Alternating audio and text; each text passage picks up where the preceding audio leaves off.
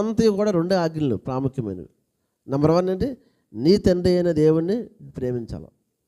పూర్ణ మనసుతో, పూర్ణ వివేకంతో, పూర్ణ హృదయంతో దేవుణ్ణి మనం ప్రేమించాలి. నెంబర్ 2, నిన్ను వల్ల నీ పొరుగు వారిని ప్రేమించాలి.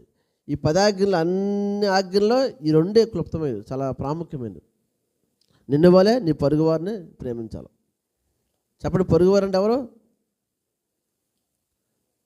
మన క్యాస్ట్ కదా, అర్థమవుతుంది కదా. లేవి గోత్రం ఎవరు? అక్కడ దెబ్బలు తిన్నవాడు ఎవరు? ఇశ్రాయేలుడే. వాళ్ళ గోత్రంలో ఉన్నవాడు దెబ్బలు తిన్నా వాళ్ళ గోత్రంలో ఉన్న లేవీడి పట్టించుకోలేదు, పాస్టర్ పట్టించుకోలేదు, యాజకుడు పట్టించుకోలేదు. చెప్పండి, ఎవరు అక్కడ పట్టించుకున్నది? వేరే తెగవారు, సమరయులు. వేరొకరు వచ్చి వారిని అన్నీ చూసుకున్నాడు. అంటే పొరుగువారు ఎవరు? ఇప్పుడు మన క్యాస్ట్ కాదు, మన క్యాస్ట్ కాకపోయినా